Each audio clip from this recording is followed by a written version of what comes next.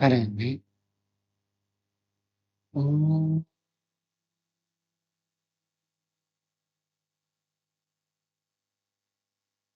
सहना सहना भुनक्तु सह वीर्यं भगवान्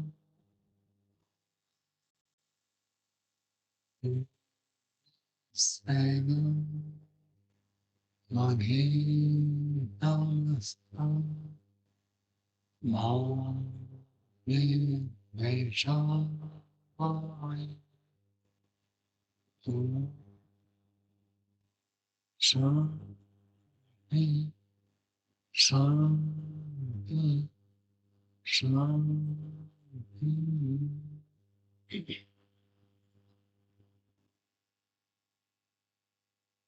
मैथुन नृत्य की 28वीं कक्षा है। मैथुन नृत्य में प्रथम अध्याय पूर्ण हो गया। आज से हम द्वितीय अध्याय का प्रारंभ करेंगे। प्रथम अध्याय में पृष्ठभूमि बताने के पश्चात पंडितों का लक्षण, मूर्खों का लक्षण, कैसे व्यक्ति जीवन में सफल होता है, कौन विफल होता है, राजा का क्या शुभ गुण होता है, क्या अशुभ गुण होता है, इन सब बातों को बताने के पश्चात हम द्वितीय अध्याय प्रारंभ करते हैं। धृतराष्ट्रवाच जाग्रतो दह्यमानस्य यः कार्यम् अनुपश्यसि तद्ब्रूहि त्वं विना धर्मार्थः कुशलोऽसि। जाग्रतो दह्यमानस्य, धृतराष्ट्र से बता रहे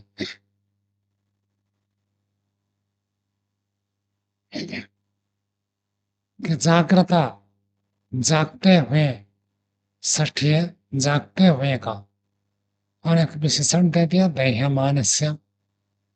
जितना समय जागते हैं उतने समय दह्यमान, दह धातु जलना का राजा तो थे, राजा होने पर भी धृतराष्ट्र, क्योंकि युधिष्ठिर आदि का राज्य उनके पास है, वो चाहते हैं अपना राज्य, और दुर्योधन देना नहीं चाहता। तो समस्या तो सामने खड़ी है, तो हृदय में अंदर से अंदर जल रहे, खुद कह रहे जागृतो दह्यमानस्य, जागते हुए मैं जलता रहता हूं।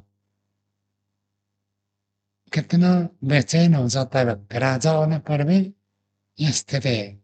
सामान्य मनुष्य की तो क्या स्थिति होती। जागृता दह्यमानस्य यत् कार्यम अनुपश्यसि। तो जो व्यक्ति जागते हुए जलता रहता है, अर्थात अशांत है, बेचैन है, परेशान है, उस व्यक्ति के लिए क्या कार्य है, अर्थात क्या करने योग्य होता है जो तुम देखते हो। विदुर जी को धृतराष्ट्र जी संबोधन कर रहे। तो ऐसे जागते समय जलते हुए व्यक्ति का क्या कर्तव्य है जो तुम देखते हो। तत्प्रहि तम ही महत्ता, उसके लिए जो कर्तव्य है, जो करना चाहिए, वो तुम मुझे बताओ। लगते है किसी चीज के प्रति अत्यधिक आसक्त होता है, और जब लगता है कि ये पूर्ण नहीं होने वाला है अथवा पूर्ण होने की समस्या, बाधा है, तो ऐसी स्थिति में अंदर से अंदर व्यक्ति छटपटाता हो, करना चाहता है, कर नहीं सकता। जो इसकी इच्छा है वो पूर्ण होने वाला नहीं, और जो नहीं होने वाला वो उसका अभिष्ट नहीं है। तो ऐसी स्थिति में व्यक्ति बहुत ही व्याकुल हो जाता है, बेचैन हो जाता है। तो उस स्थिति में उसके लिए क्या कर्तव्य होता है? जब भी कोई व्यक्ति ऐसी स्थिति में पहुंच जाए तो उसको क्या करना चाहिए? तो कहते हैं उसके लिए जो कर्तव्य है वो मुझे तुम बताओ। तद ब्रूहीत त्वं, है विदुर, तुम उसको बताओ। त्राता, वो भी प्रिय भ्राता कह रही, तुम मेरे प्रिय भ्राता हो, तुम मुझे बताओ। और एक विशेषण दिया, धर्मार्थ कुशलो ही हसी, धर्म और अर्थ में तुम कुशल हो। तो महात्मा मिथुन जी धर्म को भी जानते थे और अर्थ को भी जानते थे। अर्थ का अर्थ अर्थनीति, और अर्थनीति का अर्थ होता है राजनीति। राज्य की समृद्धि कैसे होगी, राज्य में अर्थव्यवस्था कैसे वृद्धि होगी, उसको अर्थनीति कहते हैं। व्यक्तिगत कैसे पैसा कमाए, वो अर्थनीति नहीं। अर्थनीति तो पूरे राज्य की समृद्धि। तो तुम धर्म को जानने में भी कुशल हो, अर्थ को जानने में भी कुशल हो, धर्मार्थ कुशल, ये ऐसी निश्चित रूप से तुम धर्म और अर्थ में कुशल हो। तुम मुझे बताओ। उस धार्मिक व्यक्ति बता सकता है जब किसी की इच्छा पूर्ण न हो और अंदर से बड़ा बेचैन हो, मानो जैसे आग में कोई झुलसता हो, ऐसे व्यक्ति को क्या करना चाहिए? तो धार्मिक व्यक्ति बता सकते। तो महात्मा में थोड़ा धार्मिक थे तो उनको पूछ लें। दूसरा श्लोक धृतराष्ट्र जी बता रहे,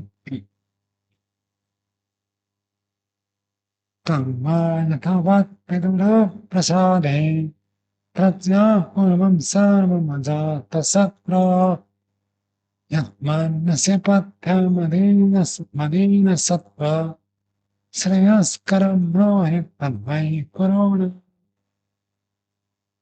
तुम मां, तुम कहते तुम है विदुर, तुम मां मुझको यथावत जैसे जीते हैं उसी प्रकार से विदुर शब्द संबोधन में रखा है। विदुर, तुम मुझे यथावत प्रसादे, यथावत जैसे जो होना चाहिए उसको अतिक्रमण न करके ठीक ठीक रूप से प्रसादे, सास धातु से साधे बनता है। सास का अर्थ अनुशासन, और अनुशासन का अर्थ उपदेश, अतः योगानुशासनम, योग शास्त्र का उपदेश, अतः शब्दानुशासनम, शब्द शास्त्र का उपदेश। तो उपदेश को शास्त्र धातु बता दे। तो कहता आप मुझे ऐसे उपदेश दो, यथावत विदुर तम मम प्रसादे, प्रज्ञा पूर्वम, ज्ञान पूर्वक, बुद्धि पूर्वक। अर्थात विदुर जी बुद्धिमान तो थे, साथ में उनकी विशेषता थी, वो कभी विचलित नहीं होते थे क्योंकि वो अन्याय करते नहीं थे। गलत करेगा तो व्यक्ति विचलित होगा, जो गलत नहीं करेगा वो विचलित नहीं होगा। विदुर जी महात्मा शब्द से संबोधन किया जाता क्योंकि वो हमेशा धर्म का ही आचरण करते हैं। भले राजा हो, धृतराष्ट्र हो और बड़े भाई हो, उसको बुरा लगे लेकिन कभी धर्म को छोड़कर अधर्म को नहीं कर। और जो व्यक्ति ऐसे धर्म को छोड़कर अधर्म को अपनाता नहीं, कहता नहीं, वो व्यक्ति सदा प्रसन्न रहता है, सुखी रहता है, कभी बेचैन नहीं होता है। तो प्रज्ञा पूर्वक, आप ज्ञान पूर्वक, बुद्धि पूर्वक, सर्वम प्रसादे, सारा कुछ मुझे बताओ। और क्या कहते हैं? अजात शत्रु के साथ यथावत जो, अजात शत्रु हो, पंचमी में, अजात शत्रु हो, षष्ठी व्यक्ति, अजात शत्रु का यथावत, अर्थात यथावत उनके साथ न्याय हो जाए, ये बता दो। न जाता शत्रु यस्य स अजात शत्रु, जाता शत्रु यस्य स जात शत्रु, न जात शत्रु अजात शत्रु।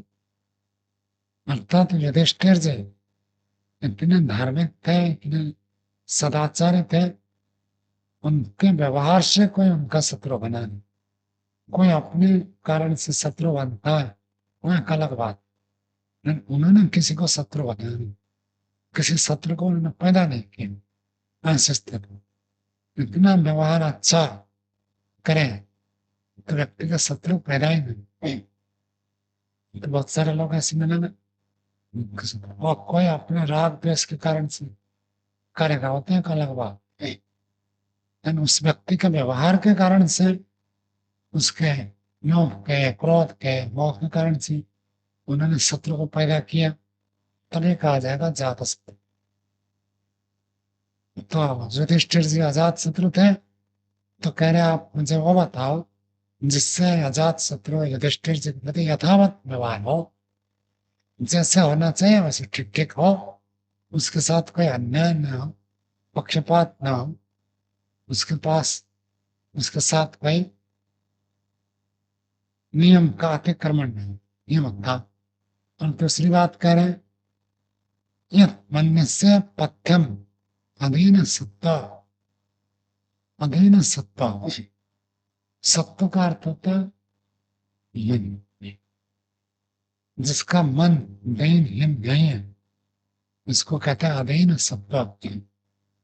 अर्थात जिसके मन में लोभ है, क्रोध है, मोह है, द्वेष है, तो दीनहीनता को प्राप्त हो गया ना। लोभ के कारण कोई गलत करता है, क्रोध के कारण कोई गलत करता है, मोह के कारण कोई गलत करता है, काम का है। हिंसा आदि करने का मुख्य कारण क्या है? लोभ क्रोध मोह।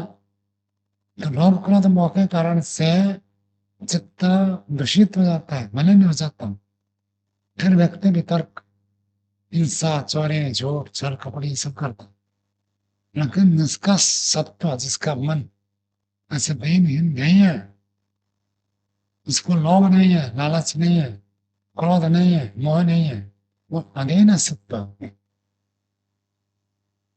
कहते अधीन सत्व संबोधन में तुम अधीन सत्व, यह मनस में पथ्यम, जिसको तुम पथ्य मानते हो, अर्थात अधीन सत्व का शब्दार्थ हो गया जिसके मन में दीनता, हीनता, ऊंची नीची स्थिति नहीं। भावार्थ होता है कि जो स्पष्ट बोलने वाला है, न डरने वाला, जिसको डर हो वो दीनहीन हो जाता। कबीर जी कभी किससे डरते नहीं थे, तो इसलिए उनको कहा तुम डर हो, अधीन सत्व हो, तुम मनुष्य श्रेयस्कर, जिसको आप श्रेयस्कर मानते हो, किसके लिए? कोरोना, कुरु, दुर्योधन आदि सब कुरुवंश के थे, तो कुरुवंश के संतान के लिए जो आप श्रेयस्कर समझते हैं वो तो आपको, दोनों बात को जोड़ दी। युधिष्ठिर के साथ अन्याय न हो, लेकिन जो कुरु है, दुर्योधन आदि है, उनका कल्याण हो जाए, ऐसे बताओ। दोनों को जोड़कर कहता जितने में पिता मोह के कारण से पुत्र के प्रति तो अकल्याण सोच नहीं सकता, ये नहीं कह सकता वो गलत करता तो उसका अकल्याण है। तो कहता उनका भी श्रेय बताओ और उस दृष्टि के प्रति भी अन्याय न हो, ऐसे बताओ। तीसरा श्लोक, पापा संख्य पापमेवानुपश्यन् पृच्छामि तं न कुलीनात्मनः, न कुलीनात्महम् आत्मनाहम् कवे तन्मे ब्रूहि सर्वं यथावत् मनीष्यतं सर्वं मदान शत्रु। कहते पापस आशंके, पाप की आशंका करना, अर्थात पाप हो जाएगा ऐसे जिसको आशंका लगे रहती। क्योंकि धृतराष्ट्र के राज्य में जब राजा था, राजा सिंहासन में बैठा था, उसके बैठे बैठे कई बार पाप हुआ। द्रौपदी का वस्त्रहरण हुआ, ये बहुत बड़ा पाप है। और उसी समय धृतराष्ट्र राज सिंहासन पर बैठा था, पूरा राजसभा में सब चुप थे। अकेला केवल महात्मा विदुर जी ने चिल्लाया, कहा महाराज ये बहुत गलत हो रहा है, इसको आप रोको। और कोई कुछ नहीं कह रहे थे, सब चुप बैठे, सिर गर्दन नीचे झुकाकर बैठे। विदुर जी ने आवाज उठाई, क्या गलत है, आप महाराज आपको रोकना चाहिए। और इसे न शकुनी छल कपट करके तीर्थ क्रीड़ा में सब कुछ हराया, वहां भी पाप हुआ। उस समय भी धृतराष्ट्र बैठा था। धृतराष्ट्र आशंका करे कभी दोबारा ऐसे पाप ना हो जाए, और युद्ध होगा तब तो पाप होता ही है। युद्ध में नियम पूर्वक कौन युद्ध करता, कुछ ना कुछ नियम का उल्लंघन करते हैं, पाप होता ही।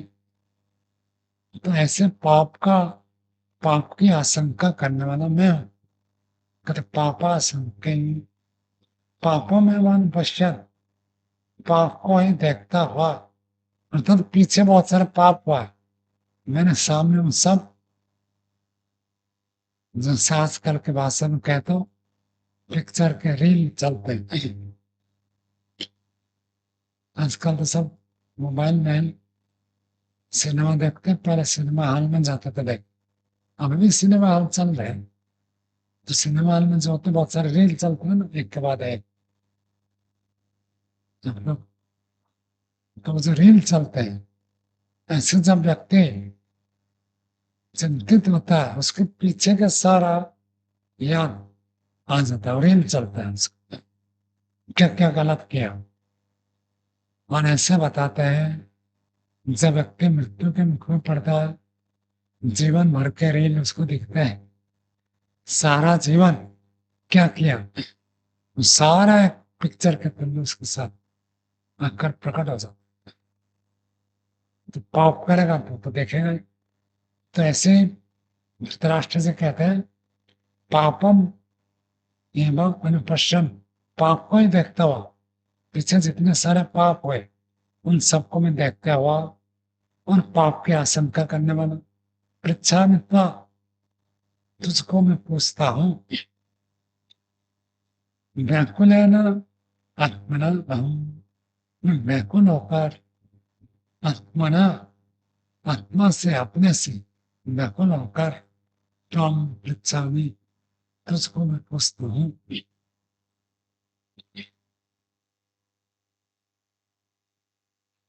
तो जब व्यक्ति को अपने पीछे का पाप सा स्मरण हो जाता है, और पाप होगा तो अधर्म हुआ, अधर्म हो तो क्या फल मिलेगा, धर्मात सुखम, अधर्मात दुखम, अधर्म हो तब तो दुख मिलेगा ही। जब इसको पाप की रेल दिख जाता है, तो उसको लगता है कि इसका सब तो दुख भोगना पड़ेगा। तो उस व्यक्ति व्याकुल हो जाता है, और व्याकुल होकर कहता है कि मैं तुझे पूछ रहा हूँ, कवे तन्मे ब्रूहि सर्वम, है कवि, कवि का संबोधन कवे, कवि का अर्थ होता है क्रांतदर्शी विद्वान।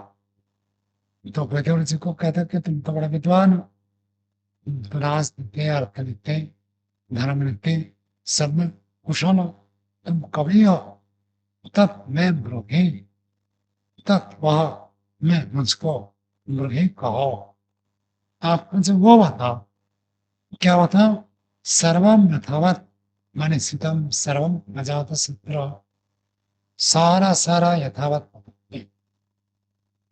और क्या यथावत बताओ, मनीषितम, शीतम, मनसा शीतम मनीषितम, मन के द्वारा जो इच्छा की गई है, किसके द्वारा इच्छा की गई, अगर सर्वम अजात शत्रु, अजात शत्रु युधिष्ठिर जी ने जो जो मन में इच्छा की है, वो इच्छा बताओ। विदुर जी इतने कुशल थे, इतने निपुण थे, कोई मन में कुछ सोचता है तो उसके हाव भाव, और उसके पीछे का इतिहास, और उसके गुप्तचर, इन सबके माध्यम से कौन व्यक्ति क्या सोचता है जान लेते हैं। पहले से ही जान लेता है।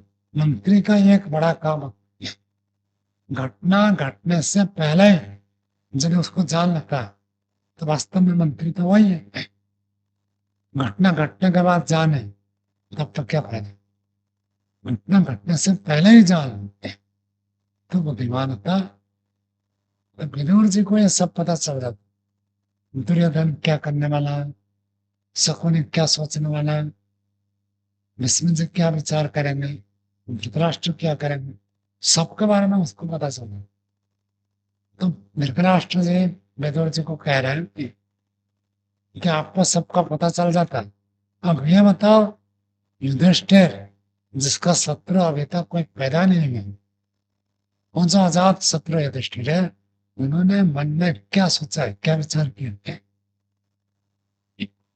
जब उन्होंने मन में सोचा युद्ध करेंगे तब तो युद्ध होगा, और उन्होंने यदि कुछ और सोचा है तो इसको थोड़ी शांति मिलेगी, और युद्ध होगा तब तो सर्वनाश होगा ही।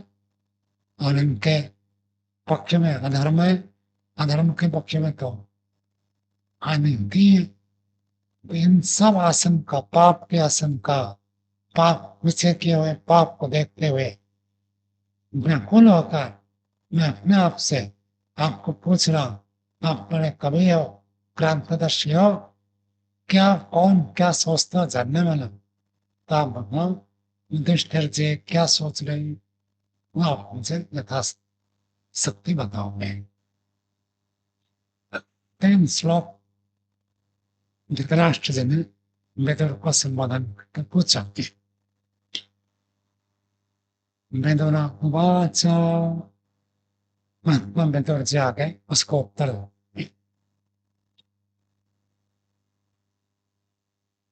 शुभम वा यनि वा पापम, दस्यम वा यनि वा प्रियम, अप्रष्टात् सतत यस्य नो चेत् पराभवम्। श्लोक में शब्द आगे पीछे होते हैं, छंद बनाने के लिए उनको क्रम से रखा जाता है, अर्थ करते समय शब्दों को आगे पीछे करते हैं। तो अंतिम पाद रखा यस्य निश्चेत् पराभवम्। पराभवम्, पराभवम् का अर्थ पराजय। पढ़ रहे थे यस्य निश्चेत् पराभवम्, यस्य जिसका, पराभवम पराजय को नहीं इच्छेत, अर्थात यदि आप किसी का पराजय नहीं चाहते तो उसके लिए कुछ बात कह रहे हैं। मित्र हो, दोस्त हो, भाई हो, बंधु हो, कोई भी हो, यदि उसका पराभव नहीं चाहते तो क्या करना है, अपृष्ठा तस्य तत्ब्रूयात्, बिना पूछे भी उसको बताना चाहिए। क्या बताएं, शुभम वा यदि वा पापम, चाहे शुभ हो चाहे पाप हो, द्वेष्यम वा यदि वा प्रेम, द्वेष्य का अर्थ होता है अप्रीतिकारक, अप्रियम का अर्थ होता है प्रीतिकारक। तो यदि कोई व्यक्ति किसी दूसरे का पराजय नहीं चाहता है तो उसको बिना पूछे भी बताए। क्या बताना चाहिए, क्या अच्छा है, क्या बुरा है, क्या प्रिय है, क्या अप्रिय है, सब कुछ उसको बता देना चाहिए। ठीक ठीक सब कुछ बता दें तो व्यक्ति पराजय को प्राप्त नहीं होगा। यदि अच्छा बुरा प्रिय अप्रिय नहीं जानेंगे तो पराजय हो जाएंगे। ये केवल राज्य के जय पराजय की बात नहीं है, आध्यात्मिक साधना में भी ये सब बातें जुड़ती हैं। कहां पर व्यक्ति पराभव को प्राप्त होता है, कहां व्यक्ति हार जाता है। अभी हम यहाँ आने से पहले पांडिचेरी में रहता था ना, विकास जी जो है वो कह रहे थे कि बच्चों को हम स्पोर्ट्स में भेजते हैं, और स्पोर्ट्स में इसलिए भेजते हैं ताकि वो हार ना सीखे, क्योंकि स्पोर्ट्स में तो हर हमेशा व्यक्ति जीतेगा ऐसे तो कोई गारंटी नहीं। जीवन में व्यक्ति हार जाता तो यहाँ तक जाकर सुसाइड कर लेता है, ये तो सबको पता। लेकिन एक हारना जीतना ये साथ साथ रहते हैं। स्पोर्ट्स में जो जाएगा कभी हारेगा तो कभी जीतेगा। तो वो कह रहे थे कि मैं बच्चों को इसलिए स्पोर्ट्स में भेजता हूँ ताकि उनको हारना भी आना चाहिए। हारने पर दो बात है, एक तो जो हार हो गई उसको सहन करें, दूसरा है जीतने के लिए और आगे अधिक पुरुषार्थ चाहिए, पुरुषार्थ भी बनेगा और हार को सहन करने की क्षमता भी बनेगी। तो व्यक्ति कैसे कैसे सोचते हैं। यदि हम किसी व्यक्ति को अपराजित देखना चाहते हैं, जीवन में वो किसी भी क्षेत्र में हार न खाए, तो आचार्य सूर्यादेवी चतुर्वेदा वहां थे, आप थे क्या उस समय? उन्होंने प्रवचन भी दिया था और उन्होंने बहुत सारी बातें बताई। उन्होंने विशेष बात बताई कि मेरे गुरुजी ने मुझे ये कहा कि लाइब्रेरी में जितनी पुस्तक है सारी पुस्तक पढ़नी है। कहा मैंने बीए कर लिया, एमए कर लिया, डॉक्टरेट हो गया, तो उसके बाद मुझे सारी पुस्तक पढ़ने के लिए आदेश मिला। और कहा गुरुजी ये चाहते थे कि दुनिया में कहीं भी जाए, कोई गणित ज्योतिष के बारे में पूछे, कोई छंद के बारे में पूछे, कोई ब्राह्मण ग्रंथ के बारे में पूछे, कोई व्याकरण पूछे, कोई दर्शन पूछे, कोई उपनिषद पूछे, कहीं अटकना नहीं चाहिए। मुझे पता नहीं, ये नहीं आना चाहिए। तो सारे शास्त्र पढ़ना है। कितने का टारगेट किया है मनु जी? हाँ, पूरा करना। महर्षि दयानंद ने जितना लिखा है मैं सारा पढ़ूंगा, ऐसे मान कर ही चलो। और जितना लिखा है उतना सब पढ़ लोगे। अभी तो 19 साल हो, कुछ भी नहीं है, तो कितना आगे बढ़ सकते हो। अकथ नहीं है, कल्पना नहीं कर सकते। अन्य जो चंचलता आएगी इनको थोड़ा झेलना है। चंचलता आए तो चंचलता को दूर करना है। रुचि हो गई, ये कर लो, ये कर लो, ऐसे कर लो, ऐसे ये चाहिए वो चाहिए, ये होगा तो फिर विद्या भी बेगिन हो जाएगा। सात वर्ष दिन है ना, आलस्य मनमोहच चापल्यम गोष्ठी जब चापल्य और गोष्ठी, चापल्य चंचलता, गोष्ठी दूसरे के साथ जुड़कर पाठ को छोड़ दी, ये बहुत बड़े बाधक बन। एक नियमित रूप से आनंद आ जाए शास्त्र से, फिर तो वो शास्त्र ही आपको खींचता चले जाए। बस आनंद आने तक आपको करना। पढ़ाई के बिना आध्यात्मिक मार्ग में विशेष उन्नति लाभ को प्राप्त करना कठिन है। मोटे मोटे स्तर पर तो ठीक है, व्यक्ति धार्मिक हो जाएगा, झूठ नहीं बोलेगा, सच बोलेगा, क्रोध नहीं करेगा, अहिंसक हो जाएगा। लेकिन जो गहराई है उसको छू भी नहीं पाएगा और गहराई गहराई में रह जाएगी। तो शास्त्र को जो जितना अधिक विस्तार से पढ़ता वो कहीं पराभव को प्राप्त नहीं होता। वो गलत आचरण करेगा तो भी जब शास्त्र को दोबारा पढ़ेगा फिर आकर रास्ते पर खड़ा हो जाएगा, गिरेगा तब उठ जाएगा, क्योंकि शास्त्र ही कहेगा। ऐसी स्थिति में क्या करना है?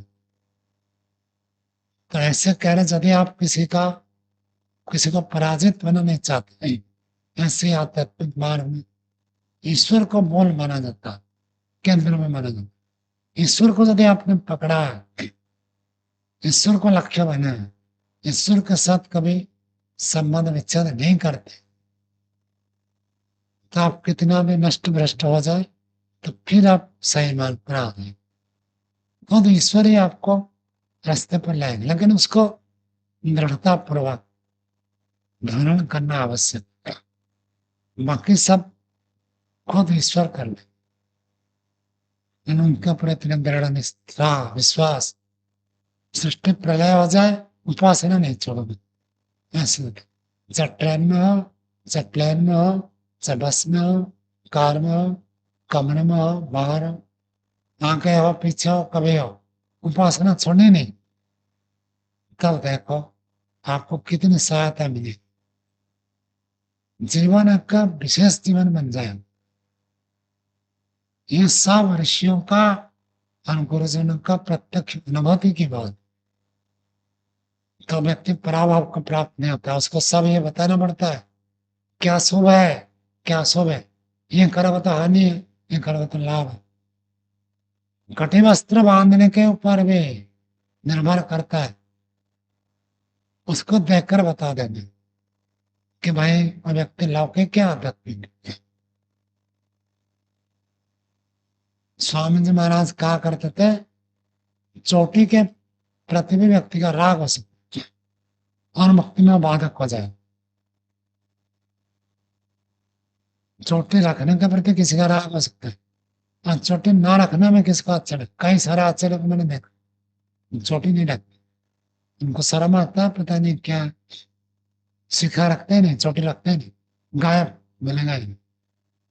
और वैदिक धर्म का प्रचार करते हैं। तो ये क्या है, पराभावित है और क्या।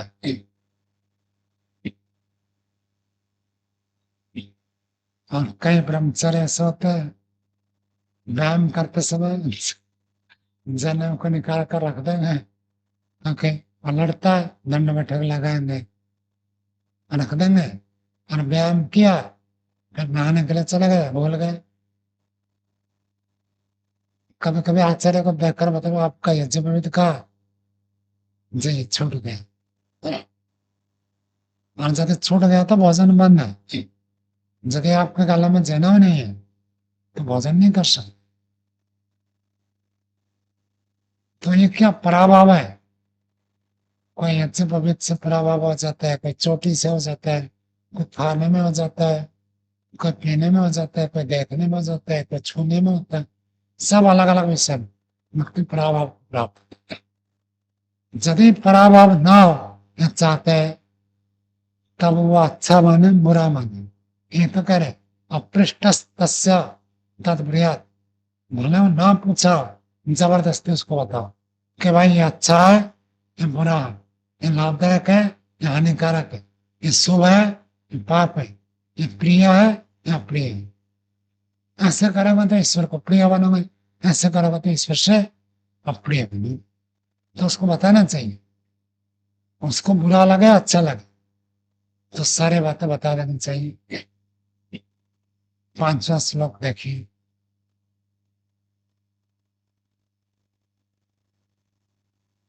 तस्मात् वक्ष्यामि राजन् हितम् यत्सत्, तस्मात् वक्ष्यामि राजन् हितं यत्सत् वरुन् प्रति वचश्रेयस्करं धर्म्यं ब्रह्मतात् तन्मेव धमे। अलग अलग छंद हो गए क्या, तस्मात् वक्ष्यामि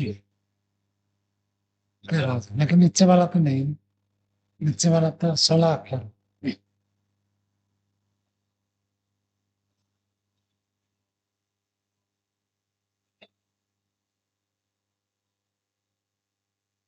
कौन सा छंद,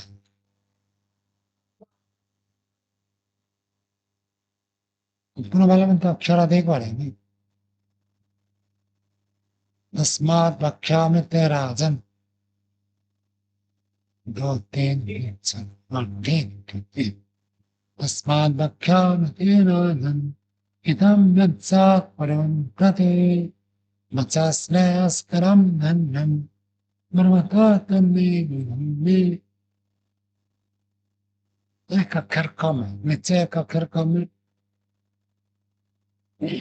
ब्रह्मतः 3 तब 7 8 ठीक है। तस्मात् वक्ष्यामि, क्योंकि जो जिसका पराजय नहीं चाहता है उसको बिना पूछे भी शुभ अशुभ हित अहित प्रिय अप्रिय बताता है। इसलिए महात्मा मित्र जी कहते हैं इस कारण से ते वक्ष्यामि, आपके लिए मैं कहता हूं, कहूंगा, हे राजन, आपके लिए मैं कहूंगा, क्या कहूंगा? हितम यक्षात, जो कुरु के प्रति हितकारी होगा उस सब मैं बताऊंगा। बचा श्रेयस्करम, श्रेयस्करम बचा, कल्याण करने वाला वचन को, धर्मम, धर्म को उत्पन्न करने वाला प्रवता, तत्निवाद में उसको आप पहले से सुनो। अब तुम वेदव्यास जी ने केवल कहा मैं आपको बताऊंगा, क्या बताएंगे वो थोड़ा थोड़ा करके आगे बताएंगे। छठा श्लोक देखिए। मिथ्योपेतानि कर्माणि सिद्धेयानि भारत अनुपाय प्रयुक्तानि मस्मत्तेषु मनःकृताः। मिथ्यापाति, मिथ्या मिथ्या आचरण के द्वारा उपेतानि प्राप्तानि, गलत आचरण करके, कपट करके, छल कपट से, जैसे जुआ खेले और जुआ में धूर्तता की, धूर्तता करके, छल कपट करके जो चीज प्राप्त कर ली, मिथ्यात्मक यानी कर्म, कपट युक्त देवता आदि क्रिया जो है सिद्ध है, यानी भारत, जो कर्म सिद्ध हो गए, भले कपट करके आपको सिद्धि प्राप्त हो जाए, सिद्धि की तो प्राप्ति हो गई, लेकिन कपट से आपको सिद्धि प्राप्त हुई है। अनुपाय प्रयुक्तानि मस्मत्तेषु न पृथा, अनुपाय प्रयुक्तानि, उपाय ठीक नहीं, यदि छल कपट करके, धोखाधड़ी करके, जुआ खेल कर दूसरे को गलत उपाय से आपने कोई सिद्धि को प्राप्त कर लिया, सफलता आपको मिल गई, दूसरे को परेशान कर दिया, दूसरे का धन हड़प लिया, उसके आप में कारगर हो गए, तब भी वो अनुपाय प्रयुक्त, वो असद उपाय है। किसी व्यक्ति को सफलता प्राप्त करने के लिए ऐसे उपायों को प्रयोग नहीं करना चाहिए। मास्मतेषु मनः कृताः, उनमें कभी भी मन को मत लगाओ। मन को ज्यादा गलत उपाय से लगा, हमें व्यक्ति मेहनत करके कमाना नहीं चाहता, सोचता लॉटरी टिकट खरीद लूं तो लॉटरी टिकट से मिल जाएगी, और मोबाइल में आजकल वो जुआ खेला जाता है, तो खेल खेलूंगा और पैसा कमा लूंगा। जब ये जुआ खेल कर पैसा सबको कमाएगा, सब धनवान हो जाता, फिर धन आएगा कहां से? जो खेल चलाता है वो कहां से देगा था? तो विज्ञापन ऐसे रहते हैं, खेलोगे नहीं तो जीतोगे कैसे? मैं सोचता हूँ यदि खेलोगे नहीं तो जीतोगे कैसे, क्यों? तो खेलोगे नहीं तो हारोगे कैसे, ये बता नहीं। खेलोगे तभी हारोगे, जो नहीं खेलेगा वो नहीं हारेगा। तो धृतराष्ट्र जी जुआ खेल का प्रबंध कर दिया, युधिष्ठिर जी खेले हार गए, नहीं खेलते तो नहीं हार। खेलने का अर्थ ही होता है हारना। जो ऐसे समझेगा वो कभी जुआ खेल से पैसा कमाने के सोचेगा ही नहीं। तो पुरुषार्थ करें, पुरुषार्थ करके कमाए तो उसका उपयोग करें। यदि छल कपट के उपाय से कुछ प्राप्त करना चाहते हो, अनुपाय है, उपाय नहीं। अनुपाय शब्द व्यास जी ने भी एक जगह प्रयोग किया, कहां पर? तस्मात् सुखस्य अनुपाय भोगाभ्यास, भोगाभ्यास सुख का उपाय नहीं है। कोई भोगाभ्यास करके सुखी हो जाए ये उसका उपाय नहीं। सुख का उपाय क्या है? सुखाभ्यास है, भोगाभ्यास नहीं है। भोगाभ्यास करने सुख नहीं हो। ऐसे ही कहते समाज में प्रतिष्ठा प्राप्त करने के लिए, जीतने के लिए छल कपट जुआ खेलना उपाय नहीं है। तेसु मन मस्मकृता, उसमें मन को बिल्कुल मत लगाओ। मन जते जुआ खेल में लगाएंगे तो जीवन खत्म हो जाए। चलिए आज का पाठ यही है। ओम शांति शांति शांति शांति।